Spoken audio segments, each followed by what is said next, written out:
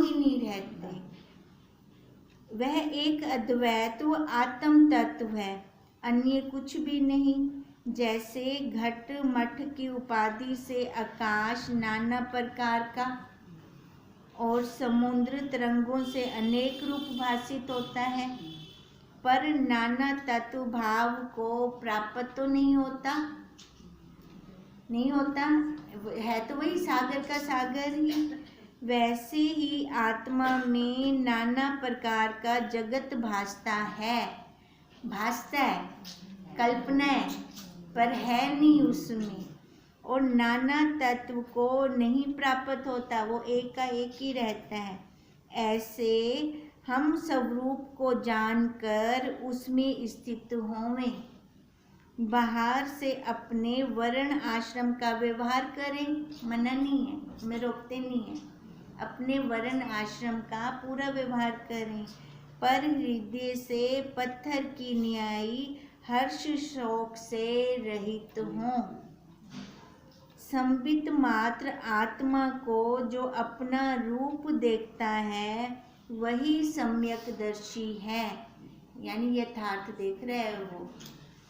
उसका अज्ञान और मोह नष्ट हो जाता है। जो सम्यकदर्शी होता है उसका नष्ट होगा अज्ञान और मोह। जैसे नदी का वेग मूल सहित तट के वृक्ष को काटता है, वैसे ही आत्मा ज्ञान मोह सहित अज्ञान को काटता है। आत्मा का ज्ञान मोह सहित अज्ञान को काट देता है।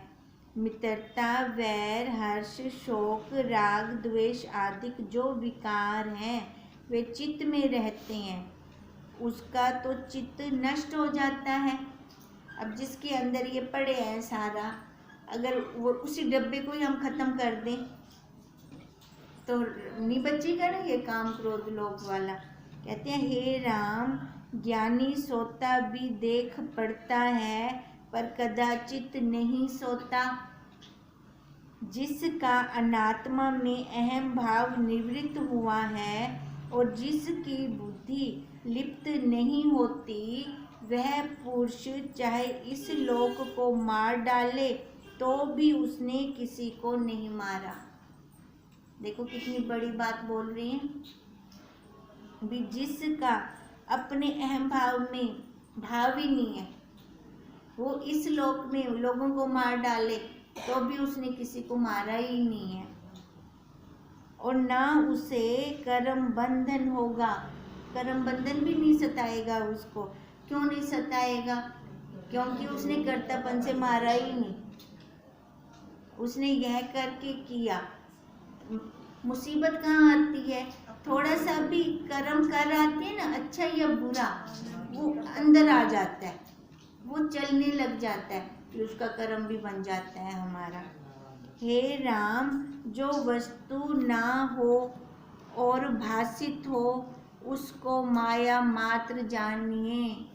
ना हो और भासित हो, माया हो गई वो। ये माया को लेके चल रही हैं हम, ये है नहीं, हमें भास रहा है ये।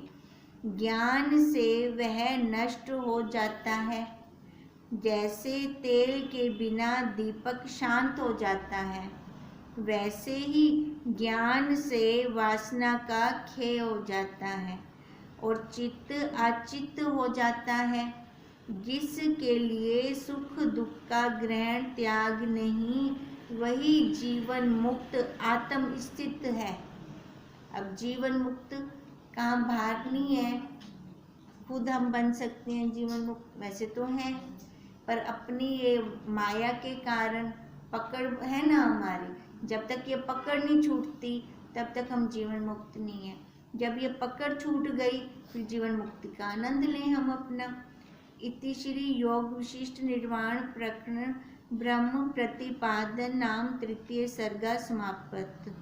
वशिष्ठ जी बोले, हे राम, मन बुद्धि अहंकार और इंद्रिय आदि जो दृश्य पदार्थ हैं, मन बुद्धि अहंकार, ये इंद्रिय और कर्म इंद्रियां और ज्ञान इंद्रियां, जो ये दृश्य पदार्थ, दृश्य दिखते हैं ना, मन में ये भाव आ रहा है, मेरी बुद्धि ये सोच रही है। अब कहते हैं ये जो दृश्य पदार्थ हैं वे सब वही अचिंत्य चिन्ह मात्र हैं, मतलब कि है नहीं, और हमने इनको वजूद दे रखा है। और जीव भी उससे अभिन्न है। अभिन्न मतलब अलग नहीं है। जैसे सुवर्ण और भूषण में कुछ भेद नहीं। अब ये जीव की बात कर रही है ना। अब जीव किसको कह रही हैं? जो ये मन इंद्रियों वाला है, अंतःकरण वाला है, उसको जीव कह रही हैं। उदाहरण क्या दे रही हैं? जैसे सोना और गहने, पर्यायवाची हो गई ना, गहना भी तो सोना ही है। कहते हैं ऐसे ही चिन्ह मात्र और जीव अधिक अभिन्न है, मतलब अलग नहीं है ये। जब तक चित्त अज्ञान में होता है तब तक जगत का कारण होता है। अज्ञान में होता है, जब तक चित्त अज्ञान में होता है तब तक जगत का कारण होता है, मतलब जन्म मरण चालू रहता है। जगत का कारण तो यही हुआ ना, जन्म मरण हमारा चालू हो गया। पर जब ज्ञान अज्ञान नष्ट हो जाता है तब चित्त आदिक का अभाव हो जाता है। ज्ञान भी ना हो, अज्ञान भी ना हो, तो उस टाइम कहते हैं चित्त का, अब चित्त का काम क्या है? ये संकल्प विकल्प करता रहता है, कभी किसको पकड़ लेता है, कभी किसको पकड़ लेता है। जब छोड़ दिया अपनी प्रारब्ध पर, वैसे चल भी तो वही रही है ना, जब छोड़ दिया अपनी प्रारब्ध पर भी वही लीला होनी है इस शरीर की, तो उसमें पकड़ किस चीज की? अब इसलिए कहते हैं अध्यात्म विद्या जो वेदांत शास्त्र है उसके अभ्यास से यह अज्ञान नष्ट हो सकता है, और कोई हमारे पास दूसरा सलूशन ही नहीं है। यह अज्ञान कैसे खत्म करें? कैसे खत्म करें? खाली वेदांत से। वेदांत क्या बोलता है? वेदांत अपनी गाथा, हमारी गाथा बोलता है वेदांत। और हमारी गाथा क्या है? मैं सच्चित आनंद हूँ, मैं ये दिखने वाला आकार रंग रूप नहीं हूँ। जैसे अग्नि के तेज से शीत का अभाव हो जाता है, अब ऐसी वेदांत से, वेदांत शास्त्र से अज्ञान का अभाव हो जाता है। वैसे ही अध्यात्म विद्या के विचार और अभ्यास से अज्ञान नष्ट होता है। देखो, विचार और अभ्यास बारंबार हमें करना पड़ेगा, विचार भी करना पड़ेगा, एक बार सुनने से तो नष्ट होगा नहीं ये। जब तक अज्ञान का कारण, अब अज्ञान का सबसे बड़ा कारण क्या है? तृष्णा, इच्छाएं, वासनाएं। इनसे जब हम उपशम नहीं होते तब तक हमारा ये अज्ञान खत्म नहीं हो सकता। इनकी जड़ भी तो पकड़ूं। अज्ञान की जड़ क्या है? तृष्णा। अज्ञान हमारा यही वासनाएं हैं, हमारी इच्छाएं हैं हमारी। कहते हैं जब तक तृष्णा नष्ट ना हो तो अज्ञान का अभाव नहीं होता। हे राम, तृष्णा रूपी विसूची का रोग नष्ट करने का मंत्र अध्यात्म शास्त्र है। अध्यात्म शास्त्र जो हम ये ले रहे हैं तभी हमारा अज्ञान नष्ट होगा। उसके अभ्यास से तृष्णा क्षीण हो जाती है। अब इसका अभ्यास मतलब मृग तृष्णा का जल तो दिख रहा है पर बुद्धि में दृढ़ता, ये असली जल क्या नहीं। एक बार जाकर हम देख आए, फिर आकर अपनी सीट पे बैठ गए, अब फिर से हमें वो दिख रहा है, अब हम उठ के तो नहीं जाएंगे। बुद्धि में पक्का हो गया ना हमारी कि है नहीं जल, खाली दिख रहा है खाली हमें। ठीक है, ऐसे ही ये जितना कुछ भी संबंध है हमारा दिखने मात्र है। सच्चा है क्या? सच्चा नहीं है। कर्मों के लेन देन थे, तभी वही संबंधी बने हमारे। और उनके साथ संबंध मोह से ना करें, आसक्ति से ना करें, यही अध्यात्म शास्त्र है, यही अपनी विद्या है। अध्यात्म ये इसका अध्ययन करना है, अपने स्वरूप का अध्ययन करना है हमें।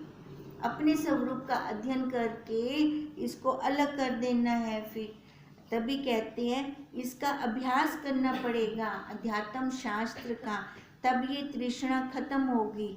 जैसे शरत काल में कोहरा नष्ट हो जाता है, कब होता है? जब धूप निकलती है तब धुंध खत्म होती है ना। अब ऐसे ज्ञान रूपी धूप उदय हो जाए, ज्ञान का प्रकाश हो जाए, फिर ये धुंध, अज्ञान का धुंध, कोहरा तब खत्म होगा। वैसे ही आत्म अभ्यास से चित्त शांत हो जाएगा। और जैसे शरत काल में मेघ नष्ट हो जाते हैं, वैसे ही विचार से मूर्खता नष्ट हो जाती है। विचार करना जरूरी है। ज्ञानवान जो होता है हर परिस्थिति का पहले विचार करता है। हर स्थिति, कुछ भी कार्य शुरू करने से पहले विचार करेगा, ये सही है कि गलत है। जो मध्यम होता है काम करके, कार्य करके फिर विचार करेगा। जो कनिष्ठ होता है ना पहले विचार करेगा ना बाद में विचार करेगा।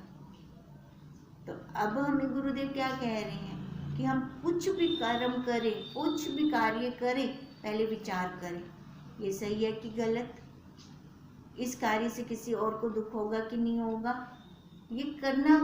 क्योंकि हम वेदांती हैं, हम जिस क्लास के अधिकारी हैं, जिस क्लास में बैठे हैं, हमारा ये पहला कर्तव्य है। हमें ऐसा विचार करना ही पड़ेगा, तभी तो हम बैठे इस क्लास में, नहीं तो हम बैठने के अधिकारी नहीं है। जब तक चित्त अचित्तता को प्राप्त होता है तब वासना भरम क्षीण हो जाता है। जब मन हमारा उपशम हो जाएगा तब ये खत्म होंगी हमारी इच्छाएं, कुछ लेने को और बाकी रहा ही नहीं, वैराग्य ही हो गया। जब वैराग्य हो गया, सारा कुछ नीरस हो गया, लेना क्या और देना क्या, वहाँ कुछ शेष बचता ही नहीं है। कहते हैं तब ये ज्ञान टिकेगा हमारे अंदर, नहीं तो ये हमारा ज्ञान टिक भी नहीं सकता। जैसे धागे से मोती पिरोए होते हैं और धागे के टूटने से मोती बिखर जाते हैं, वैसे ही अज्ञान के नष्ट होने पर मन आदि सब बिखर जाते हैं, मतलब नष्ट हो जाते हैं। जो ये अंतःकरण का बॉक्स है ना, बक्सा, ये सारा बिखर जाएगा। फिर जो पुरुष अध्यात्म शास्त्र के अर्थ को नहीं धारण करते और ना प्रीति ही करते हैं, वे पापी, कीट आदि नीच योनि को प्राप्त होते हैं। मतलब जो अध्यात्म शास्त्र, मतलब जो विचार ही नहीं करेंगे, पढ़ेंगे नहीं तो विचार क्या करेंगे। जब तक सदगुरु देव के मुख से हम श्रवण नहीं करते ना, अंदर बैठेगा नहीं। जब हम गुरुदेव के मुख से श्रवण करते हैं ना, तो उसका हमें डबल फल मिलता है।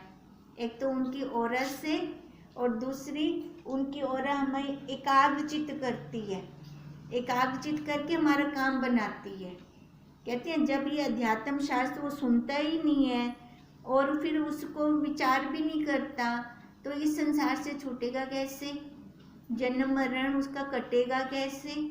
तो सबसे पहले एक तो तत्वज्ञ सदगुरुदेव जी की कृपा बरसे हमारे ऊपर और श्रद्धा हो हमारी पूरी उनके ऊपर, और दूसरा फिर हमारा विचार चले ये सही है कि गलत, जो भी कर्म करें हम। हे कमल नयन, तुम में जो कुछ मूर्खता और चंचलता थी वह सब अब मेरे उपदेश से नष्ट हो गई है। और जैसे पवन के ठहरने से जल अचल होता है, वैसे ही तुम स्थिर और भाव अभाव से रहित परम आकाश के समान निर्मल पद को प्राप्त हुए हो।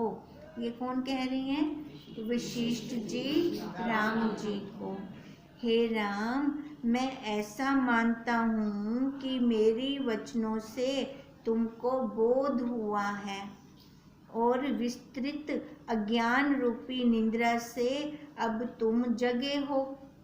साधारण जीव भी मेरी वाणी से जग जाते हैं, फिर तुम तो अति उदार बुद्धि वाले हो। उनको तो बचपन में जिज्ञासा हो गई थी, वैराग्य हो गया था, राम जी को कुछ अच्छा नहीं लगता था। तुम्हारे जागने में क्या आश्चर्य है, हे राम। जब गुरु दृढ़ होता है और शिष्य भी शुद्ध पात्र होता है, तब गुरु के वचन उसके हृदय में प्रवेश करते हैं। मतलब काम बहुत जल्दी बन जाता है। फिर शिष्य का एक अंतःकरण शुद्ध हो हमारा, और तत्वज्ञ गुरुदेव हो, समर्थ गुरुदेव हो, शिष्य का काम न बने, हो ही नहीं सकता। बहुत जल्दी काम बनता है फिर हमारा।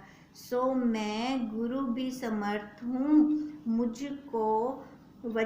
मुझको अपना स्वरूप सदा प्रत्यक्ष रहता है। वशिष्ठ जी कहते हैं अपने स्वरूप में रहता हूँ, और सत्य शास्त्र के अनुसार मैंने वचन कहे हैं। तुम्हारा हृदय भी शुद्ध है, उसमें वे प्रवेश कर गए हैं। जैसे तप्त पृथ्वी के खेत में जल प्रवेश कर जाता है, वैसे ही तुम्हारे हृदय में हमारे वचनों ने प्रवेश किया है। अब ये कौन कह रही हैं? वशिष्ठ जी। हे राघव, हम महाअनुभव रघुवंश के बड़े गुरु के भी गुरु हैं। तुमको हमारे वचन ग्रहण करने आते हैं। अब खेद से रहित होकर अपने प्राकृतिक आचार को करो। अब महावाक्य दे दिए वशिष्ठ जी ने। अब क्या कहते हैं? अब खेद से रहित मतलब ये शोक मत करो कि मेरे को अभी ज्ञान नहीं हुआ, अपने स्वरूप का साक्षात्कार नहीं हुआ। कहते हैं ये खेद मत कर, अपने प्राकृतिक आचार कर। अब प्राकृतिक आचार क्या होंगे? अपने नित्य नियम जो भी हैं, प्राकृतिक शरीर है ना, शरीर के जो भी मर्यादा है, जो कुछ भी करना है भी वो करो, पर करना कैसे है? निर्लिप्त होकर। वो तो हमारे मन के भाव है ना, हम बाहर से तो ये शरीर ये इंद्रियां कर्म करेंगी, पर साक्षी कौन होगा इसका? हम स्वयं होंगे कि हम कैसे व्यवहार कर रहे हैं। इतना कहकर वाल्मीकि जी बोले कि इस प्रकार मुनीश्वर ने कहा। तब सूर्य अस्त होने लगे और सब सभा परस्पर नमस्कार करके अपने अपने स्थान को गई। रात्रि व्यतीत होने पर सूर्य की किरणों